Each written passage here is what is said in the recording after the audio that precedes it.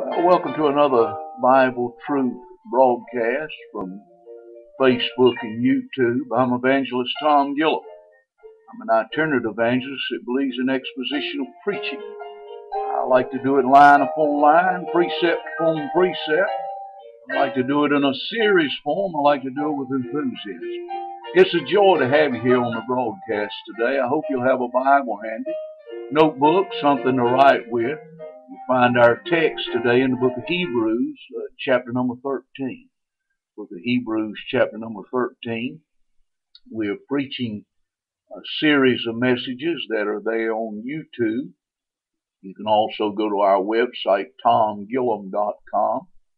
There's already one series on there of 17 messages from the book of 1 Thessalonians on while waiting for the King. But we began a series of messages. This is the second in the part from the book of Hebrews, chapter 13 and verse 7. The writer of Hebrews says, "Remember them which have the rule over you, who have spoken unto you the word of God." He asks us to remember, and the word remember here has the idea of not the immediate past, but the distant past. And he says, remember those in the distant past that have shared with us the Word of God. All of us today could remember someone who in our immediate past who has helped us with the Word of God. I certainly could think of many. He's not asking us to do that. He's asking us to look into the distant past. And he says, as we're remembering them, as we're examining them, he says, whose faith follow.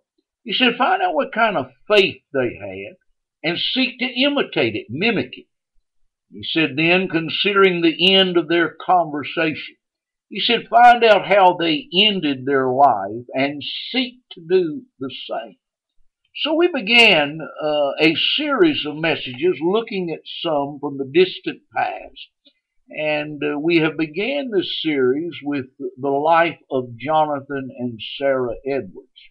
You remember now, he was a preacher in the early 1700s when our nation was no more than 13 colonies along the East Coast. And of course, we have mentioned already in their early life, he died at 55 and she died at 46.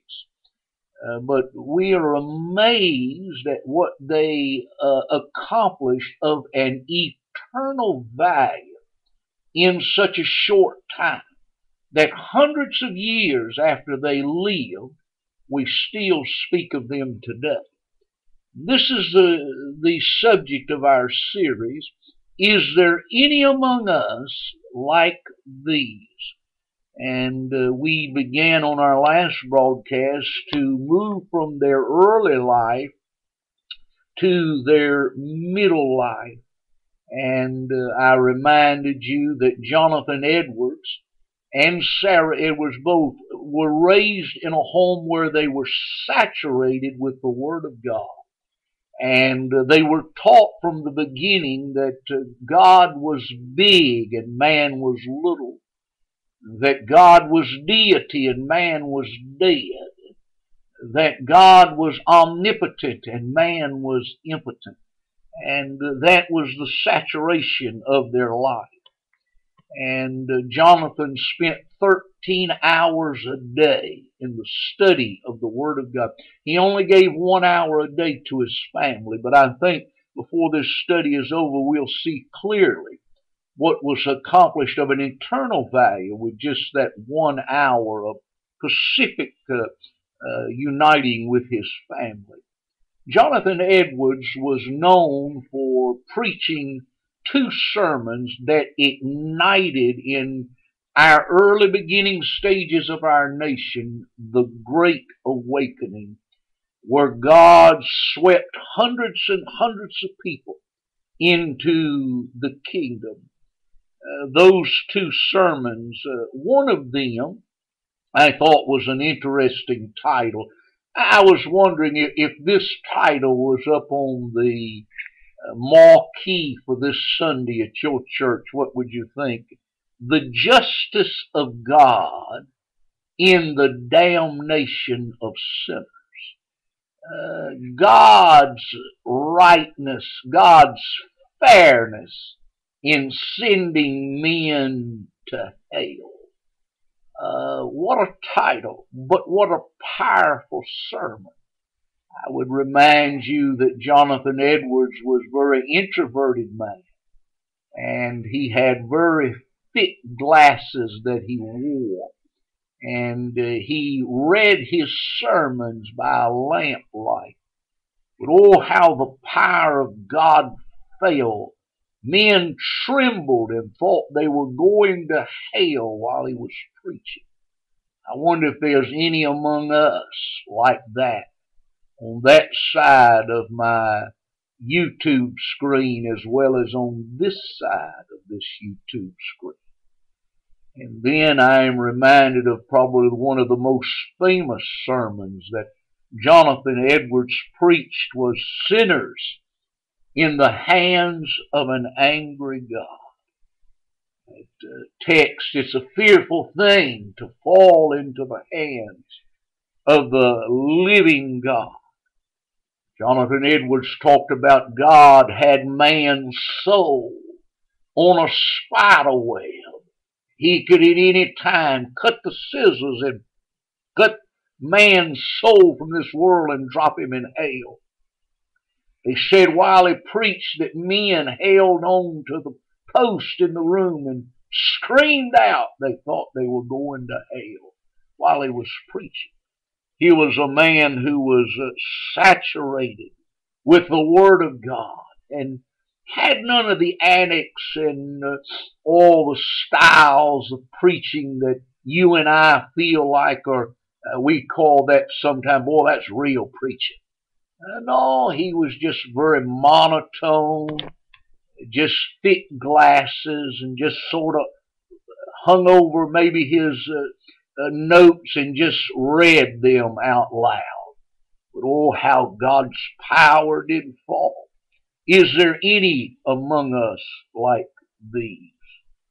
I would also mention that one of the things that controlled Jonathan's life was at an early age in his ministry, he wrote 100 resolves for his life.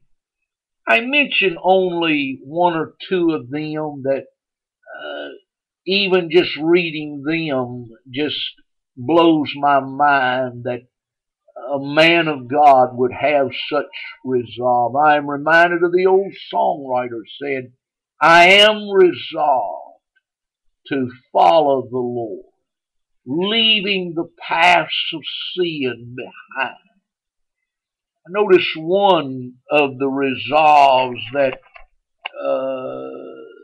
Jonathan had was, in these 100, he says, I am resolved to obtain for myself as much happiness in the world to come as possibly I can obtain.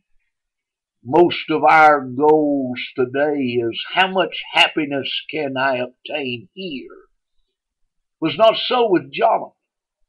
His resolve was to see how much happiness he could obtain in the world to come. Is there any among us like this? Another resolve that he had of these 100. He says, I am resolved to saturate myself with the Scriptures that I might know Him.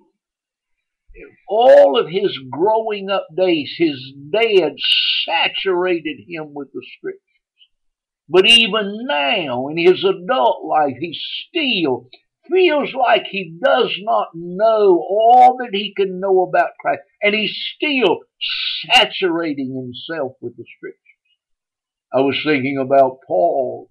In his latter days, he's written over half of the New Testament, and he says in Philippians that his ultimate goal in life was that I might know Him, the power of His resurrection, the fellowship of His suffering.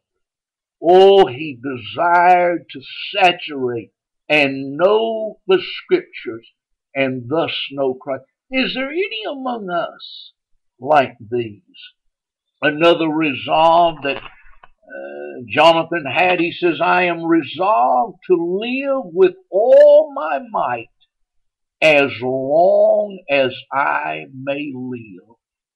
Everything that Jonathan did, he did it with all of his might. Towards the end of this series of messages, I'll share with you a key verse that might have been considered the life verse of Jonathan Edwards.